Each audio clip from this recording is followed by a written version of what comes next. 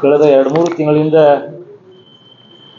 ವಿಜಯಪುರ ಜಿಲ್ಲೆ ಮತ್ತು ನಗರದಲ್ಲಿ ನಡೆಯುವಂಥ ಭೂ ಹಗರಣ ಮತ್ತು ಭೂ ಮಾಫಿಯಾದ ಒಂದು ಹಲವಾರು ಸಂಗತಿಗಳನ್ನು ಮೊದಲು ತಮ್ಮ ಮುಖಾಂತರ ಬೆಳಕಿಗೆ ತರುವಂಥ ಪ್ರಯತ್ನ ಮಾಡಿದೆ. ಅದಾದ ನಂತರ ದಿನಾಂಕ 28/5 ಮೊನ್ನೆ ಪೊಲೀಸ್ ವರಿಷ್ಠಾಧಿಕಾರಿ ಭೇಟಿಯಾಗಿ ಪ್ರಕರಣ ಬಗ್ಗೆ ಅವರಿಗೆ ಮಾಹಿತಿಯನ್ನು ಕೂಲಂಕಷ ಕೊಟ್ಟು ಇದಕ್ಕೆ ಒಂದು ವಿಶೇಷವಾದ ತಂಡ ರಚನೆ ಮಾಡಿ ಕಾರ್ಯಾಚರಣೆ ಚುರುಕು ಮಾಡಬೇಕು ಅನ್ನೋಂಥ ವಿನಂತಿ ಮಾಡಿದೆ. ಅದಾದ ನಂತರ 30ನೇ ತಾರೀಕು, ಅದೇ ತಿಂಗಳು 30ನೇ ತಾರೀಕಿಗಂದು ಮೊನ್ನೆ ಜಿಲ್ಲಾ ಉಸ್ತುವಾರಿ ಸಚಿವರಿಗೆ ಬೆಂಗಳೂರಿನಲ್ಲಿ ಭೇಟಿಯಾಗಿ ಈ ಪ್ರಕರಣಗಳನ್ನು ಗಂಭೀರವಾಗಿ ತೆಗೆದುಕೊಳ್ಬೇಕು, ಇದನ್ನು CODಯಿಂದ ತನಿಖೆ ಮಾಡಿಸ್ರಿ ಅನ್ನುವಂಥ ಮನವಿಯನ್ನು ಅವರಿಗೂ ಕೂಡ ಮಾಡಿದೆ. ಅವರು ಕೂಡ ನನಗೆ ಇದರ ಬಗ್ಗೆ ಮಾಹಿತಿ ಇದೆ, ನಾನು ಕೂಡ ನನ್ನ ಗಮನಕ್ಕೆ ಬಂದಾಗ ನಾನು ಪತ್ರಿಕೆಯಲ್ಲಿ ಹೇಳಿದ್ದೆ ಅಂದರು. ಅವಾಗ ನಾನು ಹೇಳಿದ್ದೀನಿ, ಹೇಳಿದ ನಂತರ ಹಲವಾರು ಪ್ರಕರಣಗಳನ್ನು ಮುಂದುವರಿತಾ ಇದ್ದಾವೆ, ಅದಕ್ಕೆ ಸಮಗ್ರವಾಗಿ ಇದಕ್ಕೆ ವಿಶೇಷವಾದಂಥ ತಂಡ ಅಥವಾ CODಗೆ ರೆಫರ್ ಮಾಡಿದೆ ಅನ್ನುವಂಥ ಮಾಹಿತಿ ಹೇಳಿದೆ. ಅದಾದ ನಂತರ ಅವತ್ತೇ ಸಾಯಂಕಾಲ ಮನೆ ಮುಖ್ಯಮಂತ್ರಿಗಳಿಗೆ ನಾನು ಭೇಟಿಯಾಗಿ ಹೋದಾಗ ಅವರಿಗೂ ಕೂಡ ಒಂದು ಪತ್ರ ಕೊಟ್ಟು ಇದನ್ನು ಪ್ರಕರಣವನ್ನು ತನಿಖೆ ಮಾಡಿಸ್ರಿ ಅನ್ನುವಂಥದ್ದು ಅವರಿಗೂ ಕೂಡ ಮನವಿ ಮಾಡಿದೆ. ಮುಂದೆ ತಾರೀಕು 15ರಂದು, ಅದಾದ 15 ದಿವಸಗಳ ನಂತರ 28ಕ್ಕೆ ಅವರಿಗೆ ಕೊಟ್ಟೆ, 30ಕ್ಕೆ ನಾನು ಉಸ್ತುವಾರಿ ಸಚಿವರಿಗೆ ಮಾನ್ಯ ಮುಖ್ಯಮಂತ್ರಿಗಳಿಗೆ ಬೆಂಗಳೂರಲ್ಲಿ ಭೇಟಿಯಾಗಿ ಮನವಿ ಮಾಡಿದೆ. ಅದಾದ ನಂತರ ಒಂದು 15 ದಿವಸಗಳ ನಂತರ ಒಂದು ಪ್ರತಿಭಟನೆ ಅಂಬೇಡ್ಕರ್ ವೃತ್ತದಿಂದ ಜಿಲ್ಲಾಧಿಕಾರಿಗಳು ಮತ್ತು ಪೊಲೀಸ್ ವರಿಷ್ಠಾಧಿಕಾರಿಗಳು, ಜಿಲ್ಲಾ ಸಚಿವರು ಇರುವಂಥ ಸ್ಥಳಕ್ಕೆ ನಾವು ಹೋಗಿ ಮೆರವಣಿಗೆ ಮುಖಾಂತರ ಮನವಿ ಕೊಟ್ಟು ಅವರಿಗೆ ಪ್ರಕರಣಗಳ ಮಾಹಿತಿಯನ್ನು ಕೊಟ್ಟು ಅಲ್ಲಿ ಭಾಳಷ್ಟು ಬಾಧಿತರಾದಂತಂದರೆ ವಂಚನೆಗೆ ಒಳಗಾದಂಥ ಜನರು ಕೂಡ ನಮ್ಮ ಜೊತೆ ಒಂದು 100 ಜನರು ಬಂದಿದ್ದರು. ನಮ್ಮ ಹೋರಾಟ, ನಮ್ಮ ಸಂಘಟಕರು, ನಮ್ಮ ಕಾರ್ಯಕರ್ತರು ಕೂಡ ನಮ್ಮ ಜೊತೆ ಭಾಗವಹಿಸಿದ್ರು. ಆ ಸಂದರ್ಭದಲ್ಲಿ ವರಿಷ್ಠಾಧಿಕಾರಿಗಳ ಗಮನಕ್ಕೆ ನಾನು ಕೂಡ ಇದೆ, ಜಿಲ್ಲಾಧಿಕಾರಿಗಳು ಹೇಳಿದರು, ನಾನು ಇದನ್ನು ನ್ಯಾಯ ಕೊಡಿಸ್ತೀನಿ, ತನಿಖೆ ಮಾಡಿಸ್ತೀನಿ, ಚುರುಕು ಮಾಡ್ತೀನಿ, ಇದಕ್ಕೆ ವಿಶೇಷವಾದಂಥ ತಂಡ ರಚನೆ, ಇದಕ್ಕೊಬ್ಬರು ನೋಡಲ್ ಅಧಿಕಾರಿನ ಕೂಡ ನೇಮಿಸ್ತೀನಿ, ತಹಸೀಲ್ದಾರ ಗ್ರೇಡ್ನವರನ್ನು ಅಂತ ಹೇಳಿದ್ರು. ಆದರೆ ಇನ್ನೂವರೆಗೆ ಅದು ಆಗಿಲ್ಲ. ಅದಾದ ನಂತರ ನಾವು ಈ ಪ್ರಕರಣದ ಬಗ್ಗೆ ಸಾಕಷ್ಟು ಜನರಿಗೆ ಅವೇರ್ನೆಸ್ ಆಯಿತು. ಜನರು ಅವರಿಗೆ ಹುಷಾರಾಗಿ ಅವರು ತಮ್ಮ ಏನು ವ್ಯವಹಾರಗಳನ್ನು ಮಾಡುವಾಗ ತಮ್ಮ ಹಲವಾರು ಯೋಚನೆಗಳು ಮಾಡಲಿಕ್ಕೆ ಪ್ರಾರಂಭ ಮಾಡೋದು. ಅದಾದ ನಂತರ ಕೂಡ ಹಲವಾರು ಪ್ರಕರಣಗಳದು. ನನಗೇನಂದ್ರೆ ನಾನು ಅದಾದ ನಂತರ ಮೊನ್ನೆ ಮತ್ತು ವರಿಷ್ಠಾಧಿಕಾರಿಗೆ ಭೇಟಿಯಾಗಿ ಅವ್ರಿಗೇನು ಕೇಳಿದೆ ಅಂದ್ರೆ, ನಾನು ಏನೋ ಮಾಡಾತೀವ್ರಿ ಅಂದ್ರೆ, ನೀವು ಮಾಡಾತೀರಿ ಸಾಹೇಬ್ರು, ಮಾಡಾತಿಲ್ಲ ಅನ್ನಂಗಿಲ್ಲ. ನಾನು ಮುಖ್ಯಮಂತ್ರಿಗೆ ಪತ್ರ ಕೊಟ್ಟ ನಂತರ, ಜಿಲ್ಲಾ ಉಸ್ತುವಾರಿ ಸಚಿವರಿಗೆ ಪತ್ರ ಕೊಟ್ಟ ನಂತರ, ನಿಮ್ಮ ಗಮನಕ್ಕೆ ತಂದ ನಂತರ ಪ್ರತಿಭಟನೆ ಮಾಡಿ ಇದಾದ ನಂತರ 5 ಪ್ರಕರಣಗಳದು, 4ರಿಂದ 5 ಪ್ರಕರಣಗಳದು. ಅದಕ್ಕೆ ಭಯ ಇಲ್ಲ ಅನ್ನೋದು ಕೇಳಿದೆ ನಾನು. ಈ ಕೃತ್ಯ ಎಸಗೋರಿಗೆ ಏನಿದು ಡುಪ್ಲಿಕೇಟು ಕೊಟ್ಟು ದಾಖಲೆ ರೆಡಿ ಮಾಡಿಕೊಂಡು ಖರೀದಿ ಮಾಡೋರಿಗೆ, ಮಾರಾಟ ಮಾಡೋರಿಗೆ, ತಗೊಳ್ಳೋರಿಗೆ ಭಯನೇ ಇಲ್ಲ ಪೊಲೀಸರು. ಇಷ್ಟು ಅವೇರ್ನೆಸ್ ಬಂದರೂ ಕೂಡ ಅವ್ಯಾತವಾಗಿ ನಡೀತದೆ. ಮತ್ತು ರೆಡ್ ಹ್ಯಾಂಡಾಗಿ ಸಿಕ್ಕರು. ಒಂದು ಲಾಭ ಆಯಿತು. ಅವಾದ ನಂತರ ಇಲಾಖೆಯಲ್ಲಿ ಕೂಡ ಭಾಳಷ್ಟು ಜಾಗೃತಿ ಮೂಡಿತು. ಅಲ್ಲಿ ಹಲವಾರು ಬದಲಾವಣೆಗಳು ಜಿಲ್ಲಾಧಿಕಾರಿಗಳು ಮಾಡಿದ ನಂತರ ರೆಡ್ ಹ್ಯಾಂಡಾಗಿ ಸಿಗಾಕತ್ತರು. ಅದು ವಂಚನೆಯಿಂದ ಒಳಗಾಗೋದು ಸ್ವಲ್ಪ ಕಂಟ್ರೋಲ್ ಆಯಿತು. ಕಂಟ್ರೋಲ್ ಅಂದ್ರೆ ಆಗದೇ ಇದ್ದಾಗ ಸ್ವಲ್ಪ ಅಲ್ಲಿ ಕೂತಾಗ ಸಬ್ ರಿಜಿಸ್ಟರ್ ಆಫೀಸ್ನಾಗ ಇದ್ದಾಗರೆ ಅವರು ಸಿಕ್ಕೊಂಡ್ರು. 4-5 ಜನ ನನಗೂ ಕೂಡ ಕೆಲವು ಫೋನ್ ಮಾಡ್ತಿದ್ರು, ಹಿಂಗೆ ಹೊಂಟಾರ ನೋಡಿ ಸಾಹೇಬ್ರೆ, ನೀವು ಸ್ವಲ್ಪ ಮಾಹಿತಿ ಹೇಳ್ರಿ. ನಾನು ಪೊಲೀಸ್ PS ಆಗಿ ಅವರಿಗೆ ಫೋನ್ ಮಾಡಿ ಹೇಳಿದ್ದೆ, ನೀವು ನಡೆಯೋದು ಸ್ವಲ್ಪ ಹೋಗಿ ನೋಡಿ ಸಾಹೇಬ್ರಿಂದ ಅವ್ರು ರೆಡ್ ಹ್ಯಾಂಡಾಗಿ ಹಿಡಿದು ಒಂದು ಅನುಕೂಲ ಆಗಿದೆ. ಅದು ನನ್ನ ಆಗ್ರಹ ಅಂದ್ರೆ, ಮೊನ್ನೆ ನಮ್ಮ ವಿಧಾನ ಪರಿಷತ್ತಿನ ಸದಸ್ಯರು ಅಲ್ಲಿ ಒಂದು ಪ್ರಶ್ನೆ ಮಾಡಿದ್ರು, ನಮ್ಮ ಪ್ರಕಾಶ್ ರಾಠೋಡ್ ಅವರು, ಎಷ್ಟು ಪ್ರಕರಣಗಳಾಗ್ಯಾವ ಅನ್ನುವಂಥ ಕೇಳಿದಾಗ ಅವರು 2023ರಲ್ಲಿ 19 ಪ್ರಕರಣಗಳು ಮಾತ್ರ ದಾಖಲಾಗಿದ್ದು 22 ಆರೋಪಿಗಳನ್ನು ಬಂಧಿಸಿದ್ದಾರೆ, 22 ಜನರಿಗೆ. ಅದು ಆದ ನಂತರ 2024ರಲ್ಲಿ 10 ಪ್ರಕರಣಗಳಾಗ್ಯಾವ, 13 ಆರೋಪಿಗಳನ್ನು ಬಂಧಿಸಲಾಗಿದೆ ಅನ್ನುವಂಥ ಉತ್ತರ ಲಿಖಿತವಾಗಿ ಸದನದಲ್ಲಿ ಗೃಹ ಮಂತ್ರಿಗಳು ಕೊಟ್ಟಿದ್ದಾರೆ. ಅದು ನಾನು ಪತ್ರಿಕೆ ಮುಖಾಂತರ ನೋಡಿದೆ. ಆಮೇಲೆ ನಾನು ಪ್ರಕಾಶ್ ರಾಠೋಡ್ಗೆ ಫೋನ್ ಮಾಡಿ ಕೇಳಿದೆ, ಈ ಥರ ನನ್ನ ಲೇಖಿ ಬಂದಿದೆ ಅಂತ ಹೇಳಿದ್ರು. ನನಗೆ, ನಾನು ಹಿಂದಕ್ಕೂ ಹೇಳಿದ್ದೀನಿ, ಕಳೆದ ಬಾರಿ ನಾನು ಪತ್ರಿಕಾ ಸಭೆ ಕರೆದಾಗ 100 ಪ್ರಕರಣಗಳದಾವ, 100 ಕೋಟಿ ರೂಪಾಯಿ ಇಲ್ಲಿ ವಂಚನೆಗಳೇ ಒಳಗಿದ್ದಾರೆ ಅನ್ನುವಂಥದ್ದು ಹೇಳಿದ್ದೀನಿ. ಇವತ್ತು ನನ್ನ ಕಡೆನೇ ನಾನು ಕೆಲವೊಂದು ಇನ್ನೂ ಪೊಲೀಸ್ ಸ್ಟೇಷನ್ಗೆ ಮಾಹಿತಿ ಕೊಟ್ಟಿಲ್ಲ. ಮಾಹಿತಿ ಸಿಕ್ಕಿದ್ದೆ ನನ್ನ ಕಡೆ 50 ಪ್ರಕರಣಗಳು ನನ್ನ ಕಡೆ ಇದ್ದಾವೆ. ಅವನ್ನೆಲ್ಲ FIR ತೆಗೆಸಿದ್ದೀನಿ. 2022ರಲ್ಲಿ ಬರೀ 3 ಪ್ರಕರಣಗಳಾಗಿದ್ದು ನನ್ನ ಕಡೆ ಸಿಕ್ಕಿದೆ.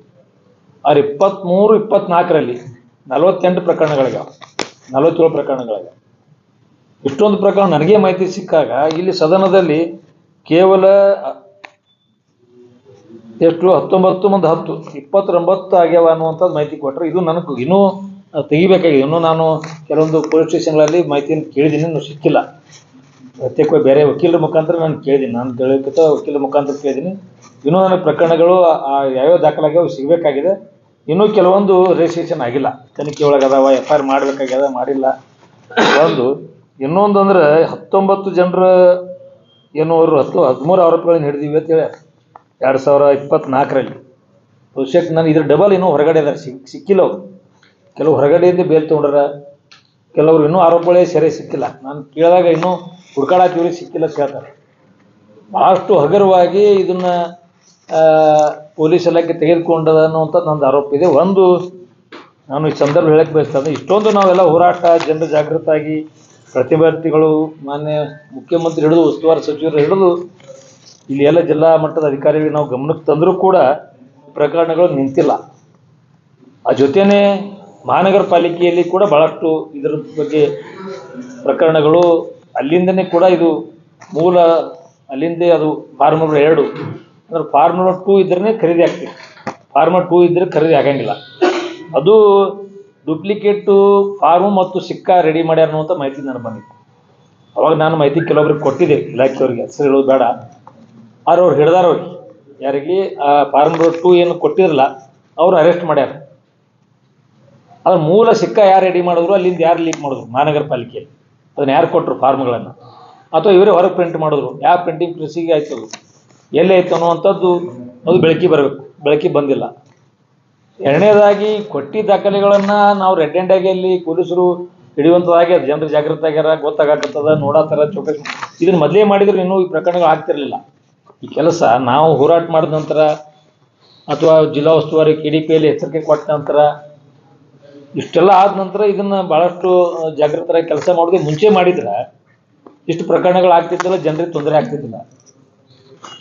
ಅದನ್ನ ಈಗ ಮಾಡ್ತಾ ಇದ್ದಾರೆ. ಆದರೆ ಎಲ್ಲಿ ನೂತನ ಐಡೆಂಟಿ ರೆಡಿ ಆಗ್ಯಾವನೂ ಸಿಕ್ಕಿಲ್ಲ. ಐಡೆಂಟಿ ಕಾರ್ಡು ಯಾರು ರೆಡಿ ಮಾಡಿಕೊಟ್ರು, ಯಾವ ಮಿಷಿನ್ದಾಗ ಆಯಿತು, ಯಾವ ಇದ್ರಾಗ ಅದು ಕೇಂದ್ರದಾಗ ಎಲ್ಲಿ ರೆಡಿ ಮಾಡಿ ಕೊಡತ್ತಾರ ಅನ್ನೋದು ಅವ್ರು ಯಾರು ಇನ್ನೂ ಬಂಧಿಸಿಲ್ಲ. ನನ್ನ ಮಾಹಿತಿ ಪ್ರಕಾರ NIPCಯಲ್ಲಿ ಹೇಳ್ತೀನಿ, ಒಬ್ಬರು ಆರೋಪಿ ಹಿಡಿದು ಬಿಟ್ಟಾರ ಅಂತ ಹೇಳಿ ನನಗೊಂದು ಮಾಹಿತಿ ಬಂತು. ಇಂತಿಂಥ ಹಳೆ ತಹಸೀಲ್ದಾರ್ ಆಫೀಸ್ ಬಳಿ ಕಮಾಂಡ್ದಾಗ ಒಬ್ಬ ವ್ಯಕ್ತಿ ನಿಂತು ಇದನ್ನು ಮಾಡಿಕೊಡ್ತಿದ್ದ, ಅವ್ನು ಹಿಡಿದು ಆಮೇಲೆ ಬಿಟ್ಟು ಕೊಟ್ಟರು ಗೋಲ್ಮುಟ್ ಪೊಲೀಸ್ ಸ್ಟೇಷನ್ದಾಗ ಅನ್ನುವಂಥ ಮಾಹಿತಿ ಇದ್ದದ. ಆದರೆ ನನ್ನ ಕಡೆ ಅದು ಯಾರು ಹೆಸರು ಹೇಳ್ಯಾರ, ಆದ್ರೆ ನನಗೆ ಸರಿಯಾಗಿ ಗೊತ್ತಾಗ್ತಾ ಇಲ್ಲ. ಹಿಡಿದಿದ್ದು ಆಮೇಲೆ ಬಿಟ್ಟಾರ, NIPC ಹಿಡಿದು NIPCಯಲ್ಲಿ ಯಾರೋ ವಸೀಲಿ ಹಚ್ಚಿ ರಾಜಕಾರಣಿಗಳು ಒತ್ತಡಕ್ಕೆ ಅದನ್ನು ಬಿಟ್ಟು ಕೊಟ್ಟಾರ ಅನ್ನುವಂಥದ್ದು ಮಾಹಿತಿ ಇದೆ. ನಾನು ಆಮೇಲೆ ಇಲಾಖೆಯವರಿಗೆ, ನಾನು DSP ಅವರಿಗೆ ಮತ್ತು ಅಡಿಷನಲ್ SP ಅವರಿಗೆ, ಹೊಟ್ಟಿಯವರಿಗೆ ಹೇಳಿದೆ, ನಾನು ಈ ರೀತಿ ಆಗ್ಯದ, ಅದನ್ನು ಇನ್ನೊಮ್ಮೆ ಅವ್ನು ಅರೆಸ್ಟ್ ಮಾಡಿರಿ. ಅವ್ನಿಗೆ ಎಲ್ಲಿ ಯಾವ ಮಷಿನ್ದವ್ರು ತಯಾರು ಮಾಡೋಕೆ ಕೊಡತ್ತಾರೆ, ಯಾರು ಅದನ್ನು ಸಿಕ್ಕಾ ಹೊಡೆದು ಕೊಡತ್ತಾರೆ. ಡೂಪ್ಲಿಕೇಟ್ ಸಹಿ ಮಾಡೋರು ಬೇಕಲ್ಲ, ಐಡೆಂಟಿ ಅಂದ್ರೆ ಐಡೆಂಟಿ ರೆಡಿ ಆಗಂಗಿಲ್ಲ, ಅದು ಸಹಿ ಮಾಡೋರು ಬೇಕು. ಫೋಟೋ ಪ್ರಿಂಟ್ ತೆಗಿಬೇಕಲ್ಲ, ಕಂಪ್ಯೂಟ್ರಾಗೆ ತೆಗಿಬೇಕು ಪ್ರಿಂಟ. ಯಾಕೆ ಕಂಪ್ಯೂಟ್ರಾಗ ಪ್ರಿಂಟ್ ಮಾಡೋಂಗೆ ಯಾಕೆ ಅದನ್ನು ಹೇಳಾಕತ್ತಿಲ್ಲ, ಅವ್ರು ಯಾಕೆ ಬಂಧಿಸಿ ವಿಚಾರಣೆ ಒಳಪಡಿಸ್ತಿಲ್ಲ ಅನ್ನುವಂಥದ್ದು ನಾನು ಈ ಸಂದರ್ಭದ ಮುಖಾಂತರ ಜಿಲ್ಲಾಧಿಕಾರಿಗಳಿಗೆ ಮತ್ತು ವರಿಷ್ಠಾಧಿಕಾರಿಗಳಿಗೆ ಆಗ್ರಹ ಮಾಡ್ತೀನಿ. ಆದಷ್ಟು ಬೇಗನೆ ನೀವು ಪ್ರಕರಣಗಳ ಮೂಲ ದಾಖಲಾತಿ ಯಾರು ರೆಡಿ ಮಾಡ್ತೀವಿ ಅವ್ರನ್ನ ಬಂಧಿಸಬೇಕು. ಅದು ಬಂಧಿಸಿದ್ರೆ ಸಂಪೂರ್ಣ ಪೂರ್ತಿ ಇದು ಗೊತ್ತಾಗ್ಬಿಡ್ತದೆ, ಎಷ್ಟು ಜನರಿಗೆ ಅವ್ರು ಮಾಡಿಕೊಟ್ಟಾರ ಅನ್ನುವಂಥದ್ದು. ಆಮೇಲೆ ಎಷ್ಟು ಹಾಸ್ಯಾಸ್ಪದ ಸಂಗತಿ, ಒಂದು ಪ್ರಕರಣ ಆದ ನಂತರ ಕೋರ್ಟ್ನಾಗ ಇರ್ತದೆ, ಮತ್ತು ಅದೇ ಜಮೀನು ಮತ್ತೆ ಖರೀದಿ ಆಗ್ತದೆ. ಆ ಪ್ರಕರಣ ಇದೇ ಒಂದು 10 ಎಕರೆ ಜಮೀನು, ಅದು ಕೇಸ್ ಆಗ್ತದೆ, ಅಲ್ಲಿ ಹಿಡಿತಾರೆ, ಹಿಡಿದು ಕೋರ್ಟಿಗೆ ಹೋಗಿರ್ತದೆ. ಅದರಂದು 2-3 ಎಕರೆ ಮತ್ತೊಂದು ಕಡೆ ಪರಬಾರಿ ಆಗ್ತದೆ ಡೂಪ್ಲಿಕೇಟ್. ಇದು ಕೂಡ ಆಗಿದಾಗ ಸ್ಟೇ ಬಂದದ, ಅದು ಸ್ಟೇ ಬಂದಿವ್ರಿ ನಾನು ಅದನ್ನು ಪ್ರದರ್ಶನ ಮಾಡಿಲ್ಲ. ಅದ್ರ ಜೊತೆಯೇ ಇವತ್ತು ಉಪ ನೋಂದಣಾಧಿಕಾರಿ ಒಂದು ಇಂಡಿಯೊಳಗೆ ಒಂದು ಪ್ರಕರಣ ಆಯ್ತು. ಯಾವುದೋ ಒಬ್ಬರು ಪಂಚಾಯತಿ ಅಧಿಕಾರಿ ಪೇಪರ್ಸ್ ರೆಡಿ ಮಾಡಿ ಕೊಟ್ಟಿದ್ದು ಸಬ್ ರಿಜಿಸ್ಟರ್ ಆಫೀಸ್ ಖರೀದಿ ಆಗಿತ್ತು. ಖರೀದಿ ಆದ ನಂತರ ಅವ್ನ ಮ್ಯಾಗ ಆ್ಯಕ್ಷನ್ ಆಯ್ತು. ಮರುದಿವಸ ಅವನ ಮ್ಯಾಗ ಜಿಲ್ಲಾಧಿಕಾರಿಗಳು ಒಂದು ಇದು ಕೊಟ್ಟರು, ಅವನ ಮ್ಯಾಗ ಒಂದು ನೋಟಿಸ್ ಕೊಟ್ಟರು. ಆ ಬಿಜಾಪುರ ನೋಂದಣಾಧಿಕಾರಿ ಇನ್ನೋರಿಗೆ ಯಾವುದೇ ಕ್ರಮ ಆಗಿಲ್ಲ. ಇನ್ನು ಯಾರು ತಡ ಆಗ್ತಾರ, ಯಾರು ಇದಕ್ಕೆ ಕೈವಾಡ ಅನ್ನುವಂಥದ್ದು ನಾನು ಈ ಸಂದರ್ಭದಲ್ಲಿ ಮೊನ್ನೆ ಸರ್ಕಾರಕ್ಕೆ ಕೇಳಕ್ಕೆ ಬಯಸ್ತಾ ಇದ್ದೀನಿ. ಇಷ್ಟಾದರೂ ಕೂಡ ಆ ಜಿಲ್ಲಾಧಿಕಾರಿ ಆರಾಮಾಗಿ ಕೆಲಸ ಮಾಡತ್ತಾರೆ. ಮತ್ತು ಒಂದು ಗೊತ್ತಿಲ್ಲ ನಿಮಗೆ, ಶಾಹಿ ಪಾರ್ಕ್ನಲ್ಲಿ 18 ಪ್ಲಾಟ್ಗಳು ಪರಭಾರೆ ಮಾಡಬಾರ್ದತ್ರ ಒಂದು ಸ್ಟೇ ತಂದು ಅರ್ಜಿ ಕೊಟ್ಟು ಸಬ್ ರಿಜಿಸ್ಟ್ರ್ ಆಫೀಸ್ ಕೊಟ್ಟರು ಅವರು ಪರಭಾರೆ ಮಾಡಿದ್ರು. ಮುಂದೆ ಅವರು ಸಬ್ ರಿಜಿಸ್ಟ್ರ್ ಹೆಸರು ಹಾಕ್ಕೊಂಡೇ ಅವರು ಕಂಪ್ಲೇಂಟ್ ಮಾಡ್ಯಾರ. ಅವನ ಮ್ಯಾಗೆ ಕಂಪ್ಲೇಂಟ್ ಮಾಡ್ಯಾರ. ಹಿಂಗೆ 2-3 ಮಂದಿ 4 ಮಂದಿ ಸಬ್ ರಿಜಿಸ್ಟ್ರ್ ಮ್ಯಾಗೆ ಕಂಪ್ಲೇಂಟ್ ಮಾಡ್ಯಾರ, ಬಿರಾದರ್ ಮ್ಯಾಗೆ ಮಾಡ್ಯಾರ. ಆದರೂ ಕೂಡ ಒಂದು ವರ್ಗಾವಣೆ ಬೇಡ, ನನಗೆ ವರ್ಗಾವಣೆ ಬೇಕಾಗಿಲ್ಲ. ಕಳೆದ ಬಾರಿ ಕೂಡ ನಿಮ್ಗೆ ನಾನು ಆಗ್ರಹ ಮಾಡಿದ್ದೆ ಮುಖಾಂತರ ಉನ್ನತವಾದಂಥ ತನಿಖೆ ಒಳಪಡಿಸ್ಬೇಕು ಅನ್ನುವಂಥದ್ದು. ಆ ಸಬ್ ರಿಜಿಸ್ಟ್ರನ್ನ ಅವ್ರೇನೋ ಕಾನೂನು ಅಂತ ಹೇಳ್ತಿರ್ತದೆ. ಸಬ್ ರಿಜಿಸ್ಟ್ರ್ ಮತ್ತು ಸ್ಟಾಂಪ್ ಪ್ರಿಂಟರ್ ಮೇಲೆ ಕೇಸ್ ಮಾಡಕ್ಕೆ ಬರೋಂಗಿಲ್ಲ, ಯಾಕೆ ಐ ಡಿ ನೋಡೇ ನಾವು ಇದನ್ನು ಮಾಡಿ ಖರೀದಿ ತೊಗೊಂಡಿನಿ ಅನ್ನೋವಂಥದ್ದು ಏನೋ ಹೇಳ್ತಾರೆ. ಈಗ ಯಾಕೆ ನೀವು ಅದನ್ನು ಹಿಡಿಯಾಕ್ತೀರಿ, ಮೊದಲು ಯಾಕೆ ಹಿಡೀಲಿಲ್ಲ? ಮತ್ತು ನಿಮ್ಮ ಮೇಲೇ ಆರೋಪ ಅದಾವ, ಸಬ್ ರಿಜಿಸ್ಟ್ರ್ ಮೇಲೇ ಕೇಸ್ಗಳು ಪ್ರಕರಣಗಳು ದಾಖಲಾಗ್ಯಾವ ಪೊಲೀಸ್ ಸ್ಟೇಷನ್ದಾಗ. ಪೊಲೀಸ್ ಠಾಣೆಯಲ್ಲಿ ದಾಖಲಾದರೂ ಕೂಡ ಅವ್ರ ಮೇಲೆ ಯಾವುದೇ ಕ್ರಮ ಇಲ್ಲ. ಅದಕ್ಕೆ ನಂದು ಆಗ್ರಹ ಅಂದ್ರೆ ನೀವು ಅವ್ರನ್ನ ಬಂಧಿಸಿ ವಿಚಾರಣೆ ಒಳಪಡಿಸ್ರಿ. ಟ್ರಾನ್ಸ್ಫರ್ ಮಾಡಿದ್ರೆ ಅದು ಮದ್ದಲ್ಲ, ಅದು ಮುಚ್ಚಿ ಹೋಗ್ಬಿಡ್ತಾವೆ. ಅವು ಹೋಗ್ಬಿಟ್ಟಂದ್ರೆ ಇನ್ನೊಬ್ಬ ಒಳ್ಳೆ ಅಧಿಕಾರಿ ಬಂದು ಕೆಲಸ ಮಾಡ್ಬೋದು ಸರಿಯಾಗಿ. ಈಗಂತರೂ ಬಹುತೇಕ 99% ಸಿಗಾಕತ್ತಾರೆ. ಯಾರು ಅಕಸ್ಮಾತಲ್ಲಿ ಹೋದ್ರು ಹಿಡಿಯಾಕತ್ತಾರೆ, ಅವ್ರಿಗೆ ಹಿಡಿಯಾಕತ್ತಾರೆ. ಮತ್ತು ಜನರಿಗೆ ಗೊತ್ತಾಗ್ಬಿಟ್ಟದ, ಅಲ್ಲಿ ಅಧಿಕಾರಿಗಳು ಜಾಗೃತರಾಗ್ಯಾರ. ಇಲ್ಲಿನೂ ಸ್ವಲ್ಪ ಆ ಸಿಸ್ಟಮ್ ಸರಿಯಾಗೈತಿ. ನಾನು ಮನೆ ಸಬ್ ರಿಜಿಸ್ಟ್ರ್ ನಂದೇ ಸ್ವಂತ ಒಂದು ಖರೀದಿ ಕೊಡೋದಕ್ಕೆ ಹೋಗಿದ್ದೆ. ಹೋದಾಗ ಅಧಿಕಾರಿ ಇರಲಿಲ್ಲ, ಅವ ಎಲ್ಲೋ ಹೇಳಿ ಹೋಗ್ತಿದ್ದೆ ನಾನು ಬರ್ತೀನ ನಾನು. ಆದರೆ ಅಲ್ಲಿ ಗದ್ದಲು ಮೊದಲೇನು ಹುಯ್ಯೋದು ಜಾತ್ರೆ ಇರ್ತಿತ್ತು, ಅದಿಲ್ಲ. ಏನು ಹೊಸ ಒಂದು ಸಿಸ್ಟಮ್ ಇವತ್ತು ರಾಜ್ಯ ಸರ್ಕಾರ ಮಾಡ್ಯಾರ. ಆ ಸಿಸ್ಟಮ್ದಾಗ ಅಡ್ವಾನ್ಸ್ ಡೇಟ್ ಕೊಟ್ಟು ಖರೀದಿ ಹಾಕುವಂತ ನಡೆದೈತಿ. ಆದರೆ ಇಷ್ಟೆಲ್ಲ ಆದರೂ ಕೂಡ ನಕಲಿ ಆಧಾರ್ ಕಾರ್ಡು ಮತ್ತು ಭೂಲಾಕ ಏನು ಸೃಷ್ಟಿ ಮಾಡ್ಯಾರ ಅವ್ರನ್ನ ಬಂಧಿಸೋಕ್ಕಾಗಿಲ್ಲ ಪೊಲೀಸರಿಗೆ. ಅವ್ರನ್ನ ಬಂಧಿಸ್ಬೇಕನ್ನುವಂಥದ್ದು ಒಂದೊಂದು ಆಗ್ರಹ ಅದ. ನನ್ನ ಹತ್ರ 50 FIR ಕಾಪಿಗಳು, 50 FIR ಕಾಪಿಗಳನ್ನು ನಾನು ಸಂಗ್ರಹ ಮಾಡಿದ್ದೀನಿ. ಇವರು ಕೇವಲ ಅಲ್ಲಿ ವಿಧಾನ ಪರಿಷತ್ನಲ್ಲಿ 23-24ರಲ್ಲಿ ಕೇವಲ 19 ಪ್ರಕರಣಗಳು ಮತ್ತು 22 ಜನ ಬಂಧಿಸಿವಿ. 10 ಪ್ರಕರಣ ಅಂದ್ರೆ 29 ಪ್ರಕರಣಗಳಾಗ್ಯಾವ ಕೊಟ್ಟರು.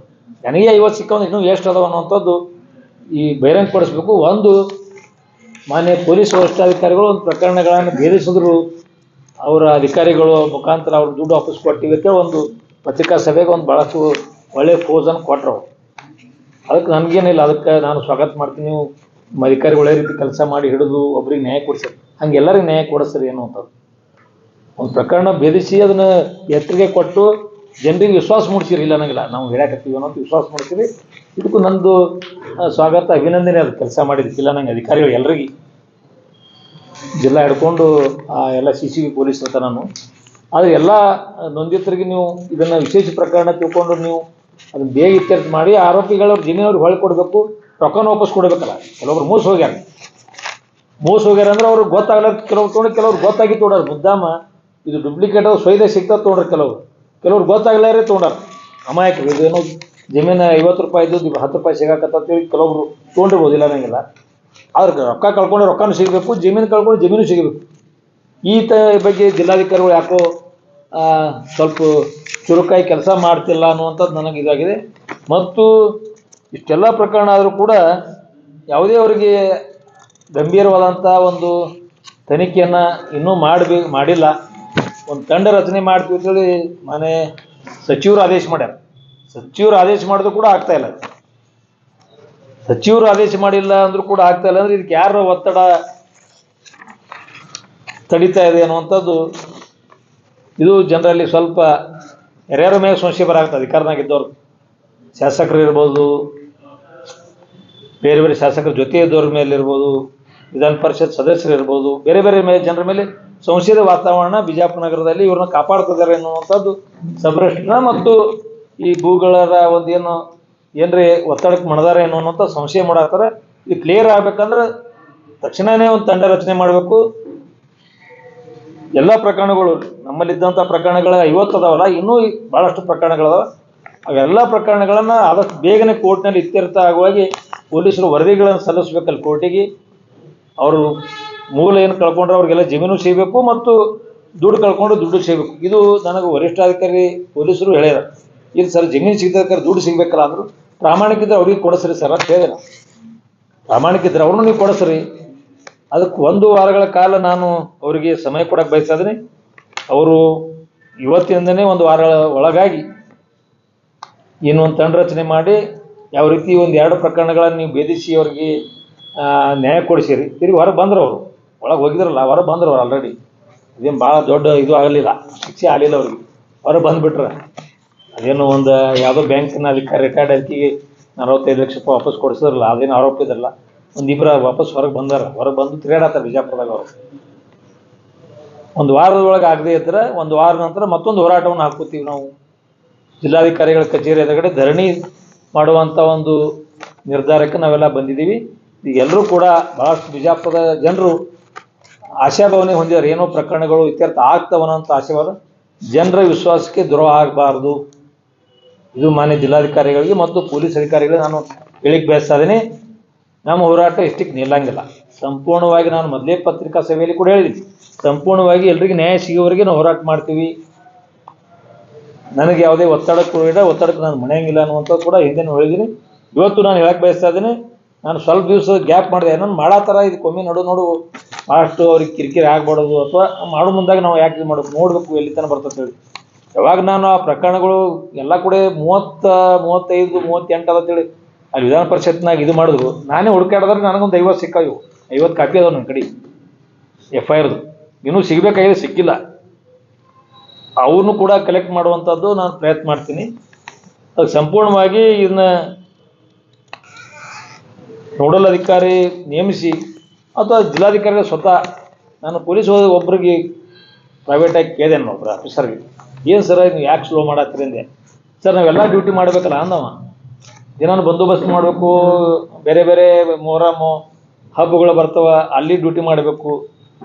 ಆಮೇಲೆ ಸಚಿವರು ಬಂದಾಕ್ರ, ಮುಖ್ಯಮಂತ್ರಿಗಳು ಅವು ಇವು ಪ್ರತಿಭಟನೆಗಳು ಬಂದಾಕ್ರ ಅವಕ್ಕೂ ನಾವು ಸೆಕ್ಯೂರಿಟಿ ಕೊಡಬೇಕು, ಈ ಕೆಲಸನ ಮಾಡಬೇಕು. ಇದಕ್ಕೆ ಪ್ರತ್ಯೇಕವಾಗಿ ಒಬ್ಬ DSP ಲೆವೆಲ್ದಾಗ ಅಥವಾ ಅಡಿಷನಲ್ ಲೆವೆಲ್ದಾಗ ಒಂದು 4-5 ಆಫೀಸರ್ ಇದಕ್ಕೆ ಬಿಟ್ಟರೆ ಆದಷ್ಟು ತೀವ್ರಗತಿಯಲ್ಲಿ ಇದನ್ನು ನಾವು ಇತ್ಯರ್ಥ ಮಾಡ್ಬೋದು ಅನ್ನೋಂಥದ್ದು ಪೊಲೀಸ್ ಅಧಿಕಾರಿ ನನಗೆ ವೈಯಕ್ತಿಕವಾಗಿ ಹೇಳಿದ್ದಾರೆ. ಅದಕ್ಕೆ SP ಸಾಹೇಬರು ಇದಕ್ಕೊಬ್ರು ಯಾವ DSP ಲೆವೆಲ್ದಾನು ಇಬ್ಬರು ನೇಮಿಸ್ CPI ಅವ್ರ ಕೈಯಾಗ PSಗಳನ್ನು ಯಾವ ಕೆಲಸ ಹಚ್ಚಬಾರ್ದು. ಇದೇ ಒಂದು ಕೆಲಸ ಹಚ್ಚಿದ್ರೆ ನಾವು 4 ತಿಂಗಳು ಮುಗಿದು ಹೋಗ್ಬಿಡ್ತದೆ. ಸರ್ಕಾರಕ್ಕೆ ಇನ್ನೂ ಇದರದ ಬಗ್ಗೆ ನಮ್ಮ ಶಾಸಕರು ಕೂಡ ಗಂಭೀರವಾಗಿ ಅದನ್ನು ಸದನದಲ್ಲಿ ಪ್ರಶ್ನೆ ಮಾಡಬೇಕಾಗಿತ್ತು, ಮಾಡಿಲ್ಲ. ಯಾಕಂದ್ರೆ ಅವ್ರೇನೋ ಧರಣಿ, ಆಮೇಲೆ ಇದು ST ನಿಗಮದ ಹಗರಣ, ಬೇರೆ ಬೇರೆ ಗದ್ದಲದಾಗ ಅದಾರ ಸದನದಾಗ. ನಿನ್ನೆ ನೋಡತ್ತೀನಿ 2-3 ಜನರಿಗೆ ನಾನು ಸಂಪರ್ಕ ಮಾಡಿ ಇದು ಮಾತಾಡ್ರಿ ಅಂತೇಳಿ, ಅವ್ರಿಗೆ ಮಾತಾಡ್ತಾರೋ ಇಲ್ಲೇ ಅದು ಸದನದಾಗ ಮೋಟಕ್ಕೆ ಆಗ್ತದೆ ಗೊತ್ತಾಗತ್ತಿಲ್ಲ. ಆದ್ರೆ ಆಗದೇ ಇದ್ದರೂ ನಮ್ಮ ಹೋರಾಟ ನಿಲ್ಲಂಗಿಲ್ಲ. ಇವಾಗ ಪ್ರಶ್ನೆ ಕೇಳಲಿ ಬಿಡಲಿ, ನಾವು ಇಲ್ಲಿನೂ ಹೋರಾಟ ಮಾಡ್ತೀವಿ, ಪ್ರಸಂಗ ಬಂದರೆ ಬೆಂಗಳೂರಾಗೂ ಮಾಡ್ತೀವಿ, ಇಲ್ಲಿನೂ ಹೋರಾಟ ಮಾಡ್ತೀವಿ. ಬಿಜಾಪುರ ಜಿಲ್ಲಾಧಿಕಾರಿ ಕಚೇರಿ ಎದುರುಗಡೆ ಧರಣಿ, 1 ದಿವಸದ ಧರಣಿ ಸತ್ಯಾಗ್ರಹ ಮಾಡುವಂಥದ್ದು ಸಾಂಕೇತಿಕವಾಗಿ ಮಾಡ್ತೀವಿ. ಅದಕ್ಕೂ ಕೂಡ ಸರಿಯಾದ ರೀತಿಯಲ್ಲಿ ಸ್ಪಂದನೆ ಮಾಡದೇ ಇದ್ರೆ ಮುಂದಿನ ರೂಪರೇಷೆಗಳನ್ನು ಎಲ್ಲ ವಂಚಿತರನ್ನು, ಭಾಳಷ್ಟು ಜನ ನನ್ನ ಸಂಪರ್ಕದಲ್ಲಿದ್ದಾರೆ, 100 ಜನರು ಈ ವಂಚನೆಯಾದವರು ನನ್ನ ಸಂಪರ್ಕದಲ್ಲಿದ್ದಾರೆ. ಅವರೆಲ್ಲ ಸೇರಿಸ್ಕೊಂಡು ಇನ್ನೊಂದು ಸುತ್ತಿನ ಯಾರೋ ಕಾನೂನು ತಜ್ಞರನ್ನು ಸಂಪರ್ಕ ಮಾಡಿ ಇದಕ್ಕೆ ಯಾವ ರೀತಿ ಮುಂದೆ ಹೋರಾಟವನ್ನು ಹೊರಿಸಬೇಕು ಅನ್ನೋದು ತಿಳ್ಕೊಂಡು ಹೋರಾಟವನ್ನು ಮುಂದುವರಿಸ್ತೀನಿ.